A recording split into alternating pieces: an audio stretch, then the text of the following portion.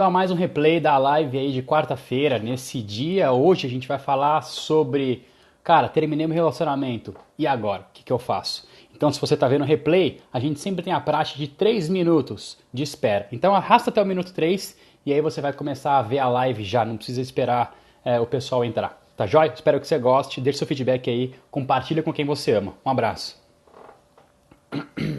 Arrasta até o minuto 3 aí.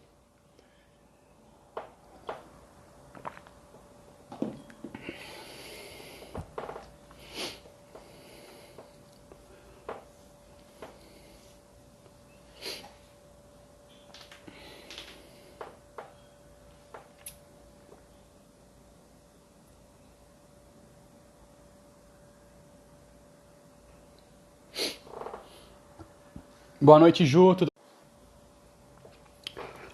Boa noite, Eduardo. Fala, Zamai, tudo bem? Boa noite, Otávio, tudo bom? Pessoal, deu um probleminha aqui, eu acho. Se você estiver ouvindo bem, boa noite, Gabi. Vou pedir para que vocês façam o mesmo comentário que eu sempre peço. Se tiver ok, coloca o 1 se o som tiver ok. Hoje eu mudei de local e eu tô só no 4G aqui. Vamos ver se o som, se o conteúdo, se o som tá legal aí. Por favor, digita o 1 aí se tiver o som ok. Só pra gente verificar como é que tá. Boa noite, Li. Tudo bem, Lili? Boa. Obrigado, Ju. Boa noite. Parabéns aí, Lili. Comemorando a união aí. Legal, cara. Saudade de vocês. Boa noite, Denner. Tudo bem? Pessoal que entrou aí, se tiver, eu sempre faço no consultório. Eu não tô no consultório, eu tô na minha casa, no meu quarto. Aqui onde tudo começou. Então se tiver, eu tô no 4G, então se tiver ouvindo legal aí, aperta um pra mim, por favor. Porque eu tô no 4G, não estou no Wi-Fi. Pessoal novo que tá entrando aí, sempre as nossas lives eu disponibilizo elas na segunda-feira. Então a live de hoje vai ser disponibilizada segunda-feira que vem. Se você perdeu alguma live, tá todas lá no meu IGTV.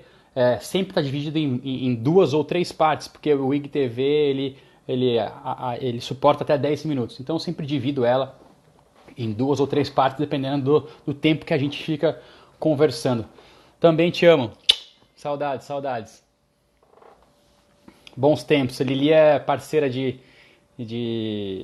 psicanálise, também fez psicanálise, é uma psicanalista aí parceira. Bons tempos de aulas de individuação às sextas, né, Lili? Pessoal, vamos dar, aí a gente sempre espera de 2 a 3 minutinhos até a galera chegar. Muito legal que vocês também comentem, interajam, fica à vontade para fazer observações durante a minha explicação aqui, durante a live. O que eu puder responder, eu vou respondendo e a gente vai trocando essa ideia. É muito legal. Quando tem interação. Vai lá, Ju, depois a gente vê. Depois você vê. Obrigado. Um monte de pessoa que você indicou começou a me seguir. Obrigado pela indicação aí. Então, quanto mais vocês interagem, mais rica fica a live. Então, sempre interaja. Boa noite, Isa. Tudo bem? Elisandra, boa noite. Tudo bem? Marcela. Milena. Cabeleireiros versus barbearia. Boa noite. Pessoal, vamos lá. A gente sempre dá a praxe de 3 minutinhos. Se vocês entraram aí agora e estão me ouvindo bem, por favor, digite 1 só para eu saber que o som está ok. Ok? Então vamos lá. A gente vai falar sobre hoje um tema que eu até coloquei na chamada, né? E coincidentemente ou não, nas últimas 2 semanas. Oi, Lu, tudo bem? Fala, Dan. Boa noite, pessoal. Até na minha última chamada, nas duas últimas semanas, a maioria dos pacientes tem trazido temas de relacionamento, né? E aqui, cara, às vezes vira e mexe, as pessoas assim, puta, Thiago, terminei, e agora o que eu faço? Tô assim, tô assado. E tem colega que também, amigo que também chega e fala assim, puta, tô numa fase difícil, terminei. Falei, bom, eu acho que o universo tá falando pra gente fazer uma live sobre terminei meu relacionamento. E agora, o que eu faço com essa questão que me corrói, de certa forma, né? E é muito interessante, a gente primeiro precisa analisar um fator que a gente esquece, a gente não leva em consideração muito pela cultura. Vamos analisar então primeiro a cultura nossa, né? A cultura brasileira, latina, se a gente for ver, ela é uma cultura ao mesmo tempo muito quente, mas ela não gosta de lidar com o desagradável, né? Visto isso, porque quando a gente enterra alguém, quando alguém falece, o que a gente faz? Boa noite, Vitão. O que a gente faz? Cara, faleceu num dia, no outro enterrou. Entende? A gente não tem... a gente quer aliviar o sofrimento da forma mais rápida possível. A gente quer enterrar esse sofrimento. E não é assim que as coisas acontecem. Se a gente for para uma cultura, por exemplo, para os Estados Unidos, e meu irmão que está aí, o Vitor, ele morou nos Estados Unidos e aconteceu um episódio muito interessante assim, da gente analisar, né? Ele morava lá e o pai dele, da família dele de lá, foi assassinado, morreu, né? E como é que é a cultura do velório nos Estados Unidos, né? Eles embalsamam o corpo durante uma semana. E durante essa uma semana, a família fica recebendo visitas, né? Tem jantar, tem almoço, para celebrar, para reviver, para relembrar os momentos bons e também para a família ser acolhida naquele momento de dor, né? Então, durante essa uma semana, você revive aquelas coisas boas, você tem um conforto diferente da nossa aqui. Que a gente o quê? Morreu, que eu falei, morreu, já enterra no dia seguinte, né? E isso, olha só, por que eu estou falando sobre isso? Porque a gente precisa fazer o processo de luto em qualquer tipo de relacionamento e principalmente o afetivo. Terminou o relacionamento, eu preciso fazer o luto. O que a maioria das pessoas fazem? Esquecem do luto, passam como se não tivesse ouvido nada. Tenta se enganar para ir para uma próxima fase. Não fala, não, agora eu tô bem, deu uma semana. É isso aí, ó, que nem o Victor falou, fica uma semana para depois fazer o velório. Junta lembranças, faz vela, faz homenagem no velório. E a gente não, no relacionamento não. A gente esquece desse processo de luto. A gente não faz isso. E eu vou explicar quais as consequências se a gente não fizer isso. Então vamos lá. O processo de luto ele tem algumas etapas. São 5, mas eu acrescentei 2 etapas. E eu vou passar por cada etapa. Bom dia, boa noite, bom dia. Boa noite, Roberta. Tô te esperando aqui. Então o processo de luto, ele precisa ser feito. Presta atenção, ele precisa ser feito, ele precisa ser vivido. E ele tem 5 etapas, mas eu adicionei mais 2. Vamos lá, eu vou por partes, ok? Eu vou falar primeiro todas e depois eu vou destrinchando uma delas. Então tem, a primeira parte é a negação, a segunda parte é protesto e raiva. Fiz uma colinha aqui para a gente não esquecer. A terceira parte é a barganha. A quarta parte é a tristeza ou a depressão, ou a saudade. A quarta etapa é a aceitação. A quinta etapa Perdão. É isso aí. Então vamos lá, de novo. Negação, depois eu vou para protesto e raiva, depois eu vou para barganha, depois eu vou para tristeza, aceitação, depois eu vou para perdão e depois a gratidão. Então vamos começar da negação. A negação, o que acontece nesse primeiro mecanismo que a gente faz? Terminou um relacionamento, o que eu faço? Eu nego a existência do problema. Nego a existência do problema, eu tento não pensar no problema, eu busco provas ou argumentos para provar para mim mesmo que aquilo não existiu, que aquilo ali não está sendo, que não foi nada para mim, que não aconteceu nada, que foi só... Ou seja, eu tento me burlar, eu nego, que é um dos principais mecanismos de defesa que a gente tem. Eu nego todo e qualquer sofrimento para eu não ter que viver, para não ter que lidar com a dor. Quais são os tipos de pensamento, de frases? Ah, eu sempre dou um jeito, isso vai passar, isso não é verdade, vou resolver amanhã. Né? Essas frases, esses pensamentos vêm na nossa cabeça. E qual o comportamento do primeiro processo de negação? Buscar sempre uma segunda opinião. E é batata, cara. É batata. Eu sempre vou tentar validar o meu processo de negação com uma segunda ou uma terceira opinião. Ai, amiga, o que você acha disso? Como é que você achava do meu relacionamento? Ele era filho da puta mesmo, não era? Nossa, como... E isso. Então a gente tenta reforçar o negativo da pessoa.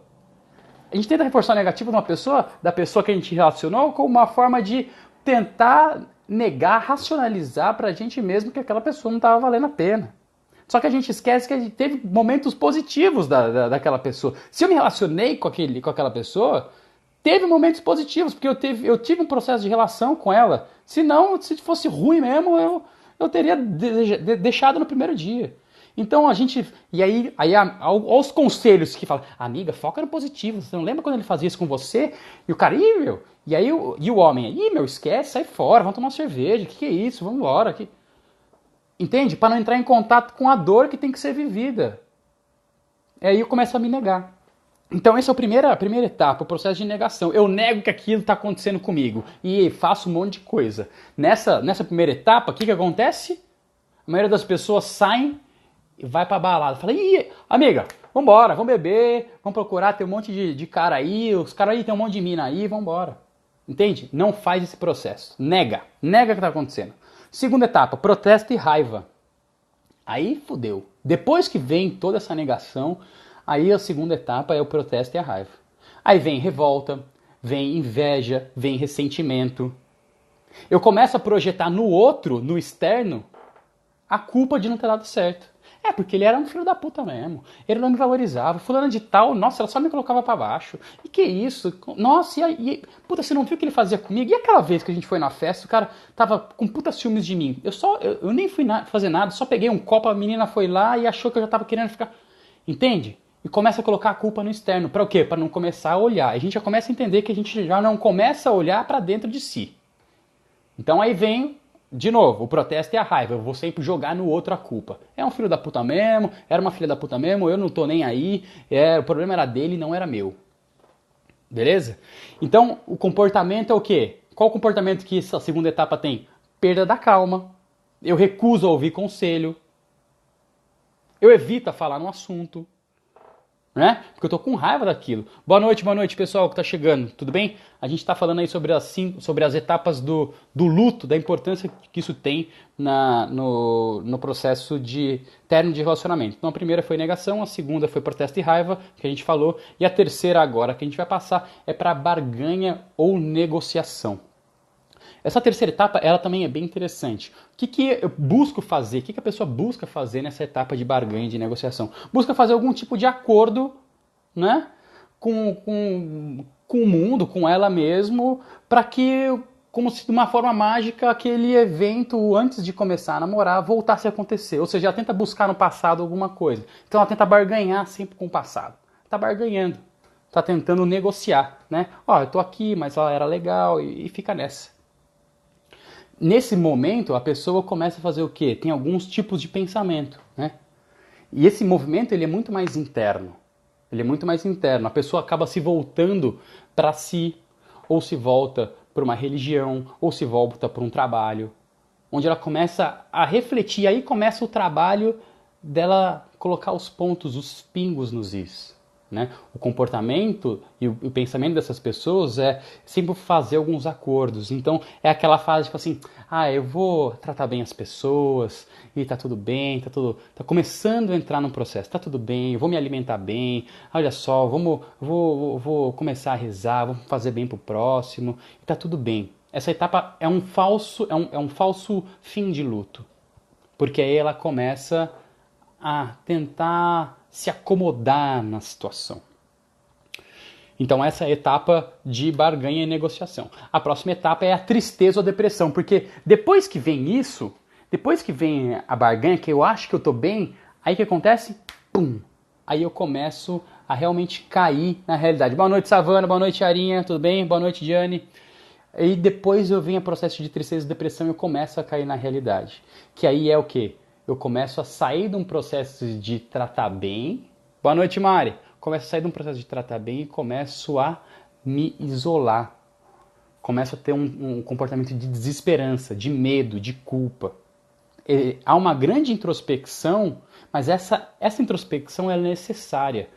Todo o processo de introspecção e de uma certa depressão, vamos dizer, porque o deprimir é o processo de embotar-se, é o processo de ter que olhar para dentro, ou seja, eu não consigo olhar para fora, mas eu tenho que começar a olhar para dentro de mim e a refazer as minhas coisas. A gente vai falar mais para frente daqui a pouco como é que eu vou refazer essas coisas, certo?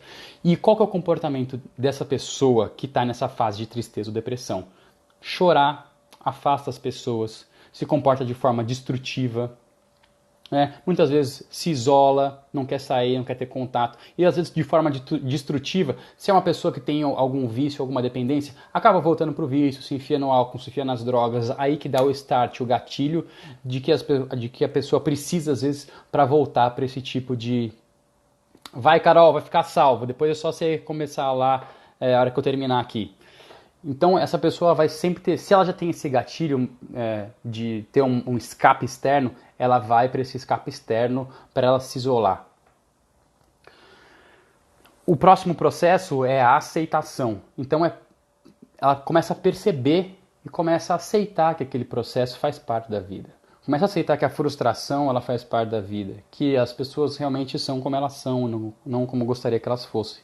Começa a ver o lado positivo e o lado negativo do relacionamento, que foi bom enquanto durou. Porque o relacionamento ele é bom, independente do tempo que ele dure. Ele é bom. Se ele durou 3 meses, ele foi bom durante os 3 meses. Se ele durou 4 meses, ele foi bom durante... Não tenho livro. Ainda não tenho. Se ele durou 1 ano, 5 anos, 7 anos, ele foi bom durante aquele tempo que ele durou. E o que a gente tende a fazer é rejeitar essa parte quando a gente termina. A gente não pode fazer isso. Então, nesse processo de aceitação, eu começo a ter pensamentos de aceitação do fim. Que eu posso superar isso, que eu dou conta, que eu posso aprender com a situação. Né? E quais são os comportamentos da pessoa que está nesse processo? Que é buscar ajuda, é tentar resolver problemas, planeja soluções, começa a ver saída para as coisas, certo? Até aqui são os pontos que a psicanálise coloca. Eu acrescentei mais 2 que eu acho extremamente importante. Depois que a gente passou por todos esses pontos, eu acho que ainda tem mais 2. Que o próximo ponto é o perdão. E o perdoar não é perdoar o outro, mas sim às vezes perdoar a si, porque a gente fica às vezes se corroendo. Por que eu me coloquei nessa situação? Por que eu deixei com que isso acontecesse? Por que fulano fez isso comigo? Como é que eu deixei com que chegasse a esse ponto o meu relacionamento e eu não percebi? Então às vezes é muito mais ter uma misericórdia em relação a nós, nesses tipos de comportamento, do que em relação ao outro, porque às vezes a gente faz muito trabalho de perdoar o outro, mas a gente esquece de se perdoar. Então essa penúltima etapa que eu acrescentei no processo de luto, que eu acho extremamente importante, que é o perdão. Né? E o perdão envolve uma palavra muito interessante, que é a misericórdia. Misericórdia é quando a gente olha a miséria com o coração. E não é só a miséria do outro, é a nossa miséria também, porque de certa forma eu deixei de cumprir algum papel, eu deixei de cumprir alguma coisa, eu deixei de ser mais empático, eu deixei de ser mais atencioso, e ali às vezes o relacionamento foi para baixo. Né? Então a gente também tem a nossa parcela de culpa e se perdoar em relação a isso. E depois a próxima etapa... pessoal, tá dando para entender aí, tá muito confuso? Se estiver dando para entender aí, dá um joinha, coloca um 1 aí, só para ver se está tudo bem. E a próxima etapa é a gratidão. A última etapa do processo é a gratidão. Porque quando eu tenho gratidão, e essa é uma palavra muito forte que a gente tem utilizado de uma forma muito banal aí. A gente tem utilizado de uma forma muito banal a gratidão. A gratidão, na verdade, é eu entender de uma forma que aquele processo veio para me agregar. Aquele processo, obrigado, valeu. Aquele processo veio para me agregar, aquele relacionamento, eu aprendi alguma coisa com aquilo. Eu sou grato por ter passado por aquele relacionamento. Eu sou grato por aquela pessoa ter feito parte da minha vida. Eu aprendi coisas com aquela pessoa, eu aprendi coisas comigo. Então, a gratidão é nos momentos onde a gente tem que... nos momentos mais difíceis que a gente tem que exercitar a gratidão. E ela é o último... Obrigado, Lili. E ela é o último processo, né? Pra gente sair tranquilo do fim do relacionamento. Então, a gente tem que ter essas etapas. Vamos repetir aqui de novo, pra gente só ver como é que tá. Então, primeiro, negação. Segundo, protesto e raiva. Terceiro, barganha e negociação. Quarto, tristeza. Quinto, aceitação. Sexto, perdão. E o sétimo, gratidão. Certo? Agora tem uma coisa que eu até postei que eu queria falar para vocês, que é, beleza, eu fiz o processo de luto, mas por que é importante eu fazer isso? Porque senão eu começo a levar o não resolvido, do relacionamento anterior para o próximo. Se eu não passar por esse processo, e todo mundo precisa passar por esse vale de lágrimas que eu chamo, por esse processo de revisão interna, para eu não levar para o próximo relacionamento. Porque se eu levar para o próximo, eu vou ter as mesmas questões. Porque, cara, e aí eu quero citar o maior filósofo contemporâneo que está vivo entre nós. Ele não sabe, talvez, a dimensão das palavras que ele falou, mas é o Tiririca. E ele falou assim, isso é verdade, ele falou assim, eu tentei fugir de mim, mas onde eu ia eu estava. Percebe a profundidade disso? Às vezes a gente tenta fugir de finais de relacionamento, às vezes a gente tenta fugir de situações, mas o problema está sempre em mim. Então aonde eu vou estar, eu vou me levar. Não adianta eu mudar de país, não adianta eu mudar de cidade, não adianta eu mudar de trabalho, não adianta eu mudar de relacionamento, não adianta eu mudar de nada, porque eu me levo para onde eu vou. Por isso tem que ser feito isso. Esse luto, ele tem que ser feito, cara, porque senão você vai levar pro próximo e você vai ficar postergando a vida inteira. Quem aqui estiver a disponibilidade e puder falar, falou, já saí de um relacionamento e entrei no outro e era a mesma coisa. Só muda um pouco, às vezes, a cara, a pessoa é um pouco mais bonitinha, um pouco mais arrumadinha, mas às vezes os conflitos são os mesmos, as coisas são as mesmas. Os problemas são os mesmos e a pessoa vai fazer comportamentos que o outro fazia. Você fala, puta que pariu, é a mesma pessoa. Por quê? Porque eu não fiz o processo de luto. E olha só, o processo de luto, ele demora de 6 meses, às vezes até 1 ano e meio. Tem gente que tem mais flexibilidade emocional para fazer o processo de luto. A gente vai atrair o mesmo tipo de pessoa, é campo mórfico, física quântica. Então, demora. Não adianta, não é assim, tipo, terminou o relacionamento, deu 2 semanas, amigo, tô bem, velho, tá tranquilo, tá suave, ixi, tô suave, ixi, não prestava mesmo, porque não, velho, não é assim, demora, vive o teu luto, o processo de perda faz parte da vida. Isso aí, Lili, só muda as pessoas, mas as atitudes são as mesmas. E serve de aprendizado. A gente tem que aprender a viver a dor. A gente não sabe viver a dor. É dolorido? Lógico que é, porque chama dor, mas a gente tem que aprender a viver isso, porque senão a gente vai carregar para o próximo. Tem um texto que eu postei que chama Como surgem as feridas no relacionamento. Depois você pode ir até lá, mas eu vou ler aqui para você. Ele é breve, não demora nem 30 segundos. Olha só, ao se relacionar, você terá os mesmos conflitos que teve ou tem dentro do ambiente familiar, pois o seu parceiro ou sua parceira passa a ser cotidiano. Nossa vida é uma repetição de padrão. Nosso primeiro relacionamento foi a menina com o pai e o menino com a mãe. E esse relacionamento se perpetua pelo resto da vida, até que a quebra desse complexo seja olhada, analisada e ressignificada. É necessário deixar essa fixação no pai e na mãe para assim construirmos nossas próprias regras, deixando de lado e elaborando as feridas pelos nossos parentais. E aí eu termino assim, se você não fizer isso, seus relacionamentos serão sempre os mesmos. Até vem um mais bonitinho ou uma mais bonitinha, mas o núcleo permanece do mesmo jeito. Então, o que a gente quer dizer com isso? Onde eu aprendi os meus principais sentimentos? Onde eu aprendi a amar? Onde eu aprendi a ter raiva? Onde eu aprendi a odiar? Onde eu aprendi a ter afetividade? Foi com os meus parentais que eles me criaram, então se isso não está bem resolvido comigo, eu vou transferir para o próximo. A gente tem que aprender a conviver com a gente. Porque quanto mais consciente a gente está do nosso processo, quanto mais consciente eu tô de mim, menos transferência eu faço para o outro.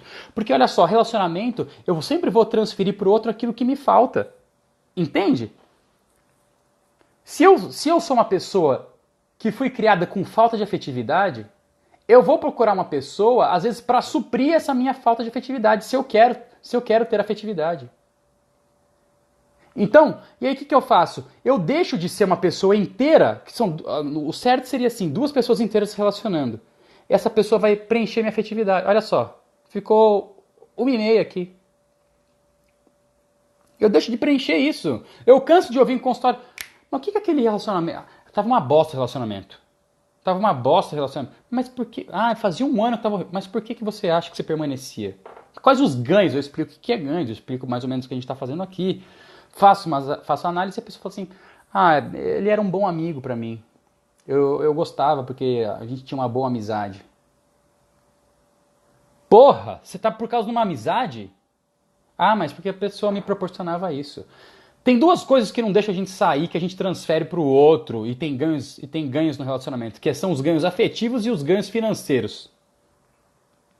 Imagina que eu vou separar, como é que eu vou ficar sem meu carro? Se separar, vou ter que perder o carro.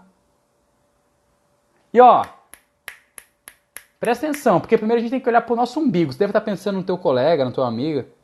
O quanto que a gente às vezes não se coloca em posições por carência e não fica naquele relacionamento, que às vezes é uma merda.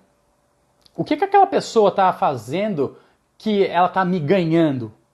Entendeu? Porque enquanto eu não reconhecer isso, eu não vou mudar. Enquanto eu reconhecer que tá tendo ganho ali, eu não vou mudar. Porque, olha essa frase, a mudança só acontece quando a dor de ficar é maior que a dor de partir.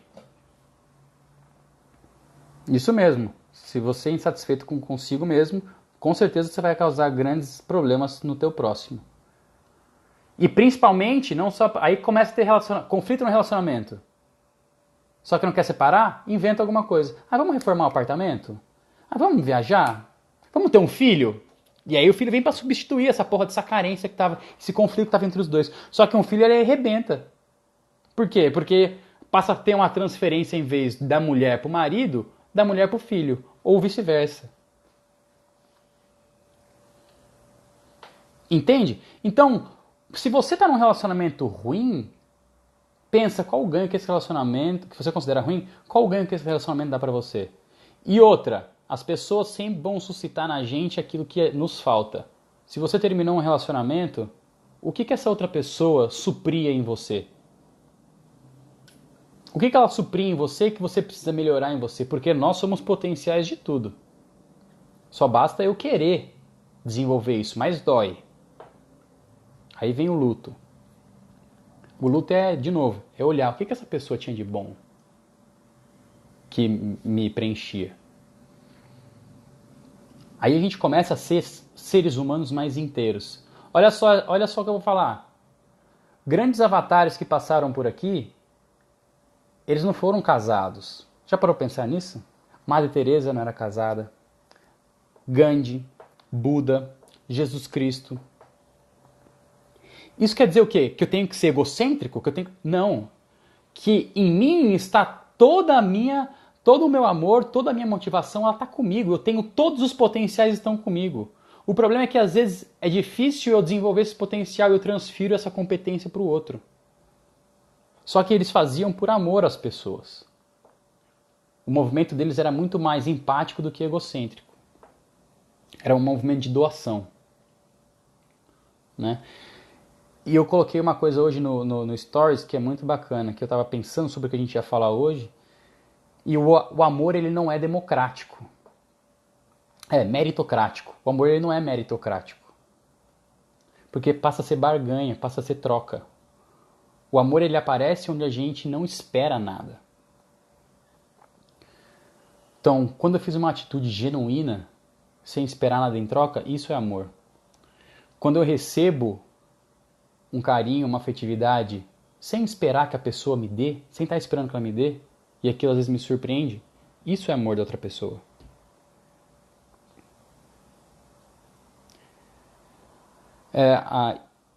Eu vivi apanhando um tempo pensando em não conseguir suprir minha filha. É isso que acontece, nem todo mundo está preparado para ser pai, hein? Nem mãe. Porque se a gente não estiver bem com a gente mesmo, a gente vai transferir para o próximo isso.